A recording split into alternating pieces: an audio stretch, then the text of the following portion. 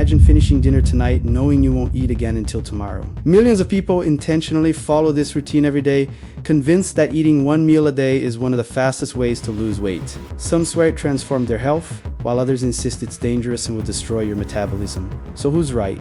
The answer is more interesting than either side makes it sound. During the 23 hours between one meal and the next, your body doesn't simply go from fed to starving. It gradually changes where it gets energy from, how certain hormones behave, and eventually how much it relies on your own stored body fat. So let's follow what actually happens inside your body and then answer the question that really matters. Does any of this actually make you lose more weight? For the first few hours after your meal, there's nothing particularly unusual happening. Your body has plenty of fresh energy available, so there's no reason to rely heavily on its reserves yet. Think of your phone when you unplug it at 100%. You don't immediately start searching for another charger. You simply use the energy that's already there. While your meal is being digested, glucose enters your bloodstream and insulin helps your cells use that incoming energy. Some energy also gets stored as glycogen, mostly in your liver and muscles, giving your body a reserve for later. As the hours pass, digestion slows, insulin begins to fall. And instead of panicking because another meal hasn't arrived, your body simply changes power sources.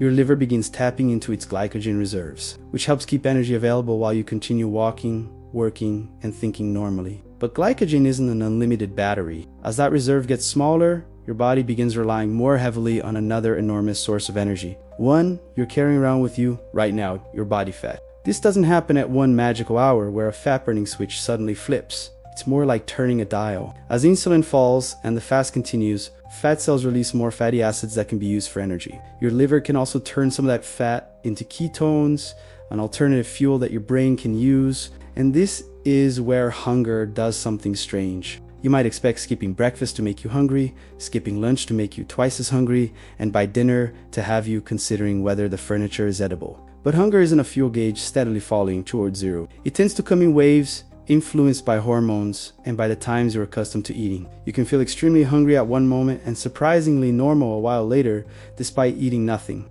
By roughly 12 to 16 hours, insulin is lower, fat is contributing more to your energy needs, and ketone production is increasing. Sounds perfect for weight loss, right? Not necessarily burning more fat during a particular part of the day and actually losing body fat over weeks are two different things. If you burn stored fat while fasting but eat enough during your one meal to replace all that energy, you haven't discovered a loophole in the laws of physics. The real advantage of eating once a day may be much simpler. Try feeding everything you normally eat from breakfast until bedtime into one sitting. For many people, that's difficult. There's less time to eat, fewer opportunities to snack, and often fewer calories consumed without having to count every single one.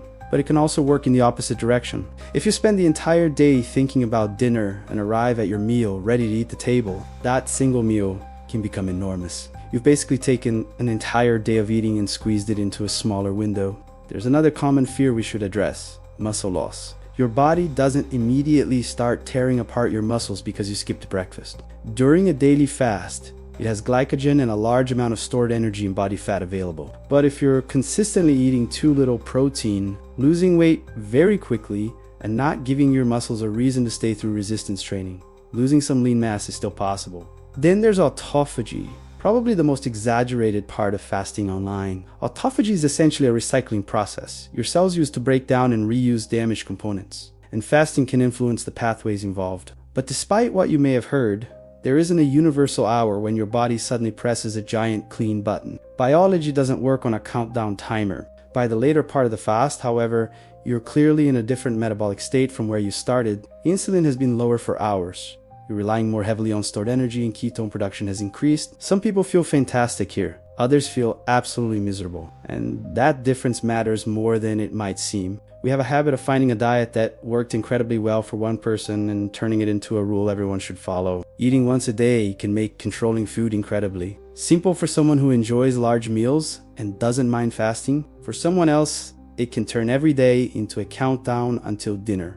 After roughly 23 hours, you finally eat again. Insulin goes up, digestion resumes, fresh energy becomes available, and the cycle starts over. So, is eating once a day actually better for losing weight? It can help, but probably not because of some secret metabolic advantage. Its biggest strength is that it gives you a very simple structure that may naturally help you eat less. If that structure works for you, great. If it leaves you exhausted, constantly thinking about food, or overeating when you finally sit down, there's very little reason to force it. You can lose body fat eating once a day, twice a day, or several times a day. Meal frequency is a tool, not the magic itself. That's something I wish I had understood much earlier. I spent most of my life struggling with obesity and eventually lost 57 kilograms, or about 125 pounds. What changed things for me wasn't finding one perfect diet. It was figuring out which principles actually made losing weight manageable for me. I put 7 of the most important things I learned into a completely free guide called 7 Steps